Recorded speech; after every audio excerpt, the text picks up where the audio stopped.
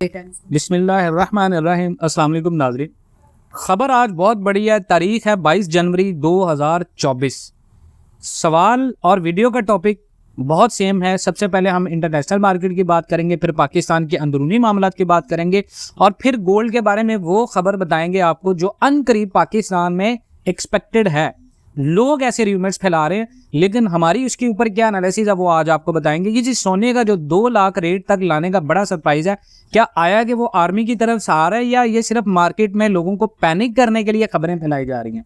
सबसे पहले तो हम इंटरनेशनल मार्केट की बात करते हैं जनाब। गोल्ड मार्केट में पूरे हफ्ते का अंदाजा यानी 22 जनवरी 2024 पीर से जुमा 26 जनवरी 2024, पिछले हफ्ते गोल्ड $2020 से 2070 तक प्रिडिक्ट किया था और गोल्ड मार्केट 2002 से 2058 तक रही और फिर 2029 पर क्लोज हुई। यानी हफ्ते के हिसाब से पहली खरीदारी 2025 पर की तो 2018 पर स्टॉप लॉस बंद हुआ। उसके बाद दूसरी खरीदारी 2005 पर की जो 2025 पर मुनाफा में क्लोज की। इस हफ्ते गोल्ड इंटरनेशनल मार्केट में $2058 से नीचे मंदी में है और 2001 तक नॉर्मल रेंज है, जबकि दूसरे मरहले में 1973 तक और मजीद 1944 तक भी जा सकती है। तो किसी न्यूज़ या डाटा की वजह से गोल्ड अगर $2058 से ऊपर गया तो वापस तेजी में कहलाएगा और इस सूरत में 2087 तक और मजीद 2115 तक भी जा सकती है। वल्लाहु आलमुल गैब, ये अल्लाह बेहतर जानता है। अब दूसरी बात ये है कि पाकिस्तान के अंदर आप देखें, दूसरी तरफ जो IMF की तरफ से न्यूज़ आ रही है वो है कि हर माह 18 अरब रुपए के इजाफी टैक्सेस लगाने पर तैयार हैं। पाकिस्तान ने IMF को यकीन दहानी कराई है और जो 6 माह का गैस टैरिफ एडजस्टमेंट है उसका नोटिफिकेशन भी 15 फरवरी तक आएगा। हुकूमत बजट प्राइमरी सरप्लस हदफ हासिल नहीं कर पाई पाकिस्तान की। उसके बाद रेवेन्यू जो हमारे हदफ थे वो पूरा ना होने पर पाकिस्तान ने IMF को यकीन दहानी कराई है कि 15 फरवरी से पहले गैस की कीमत में मजीद इजाफा होगा, जबकि इस तरह पाकिस्तान पर हर माह 18 अरब रुपए के इजाफी टैक्सेस लगाने पर भी पाकिस्तान की हुकूमत तैयार हो चुकी है।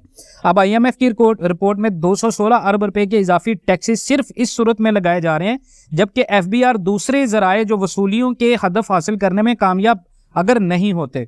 इस हवाले से निगरान वजीर खजाना डॉक्टर शमशाद अख्तर ने भी IMF को यकीन दहानी करा दी है। रिपोर्ट में मजीद बताया गया है कि निगरान हुकूमत माली साल के पहले 3 माह में प्राइमरी बजट को सरप्लस रखने का हदफ हासिल करने में नाकाम रही है।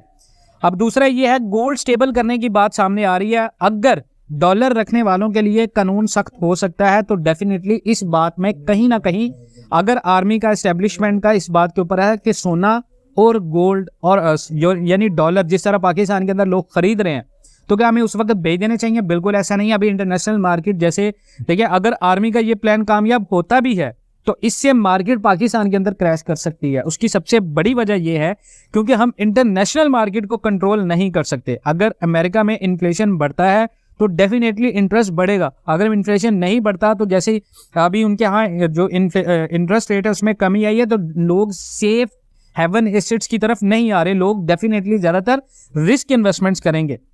और अगर ऐसा होता है तो इसमें मार्केट पाकिस्तान में भी अप होगी। अगर इंटरनेशनल मार्केट का डाटा फेवर में आता है, इंटरनेशनल मार्केट ऊपर जाती है तो पाकिस्तान के अंदर भी मार्केट अप रहेगी। लेकिन यहाँ बात है आर्मी पाकिस्तान के सरप्राइज की, क्योंकि आर्मी ने डॉलर 270 तक लाने का वादा पूरा कर लिया है। अगर आर्मी इसके ऊपर क्रैकडाउन करती है तो इससे करोड़ों रुपए लोगों के क्रैश कर सकते हैं।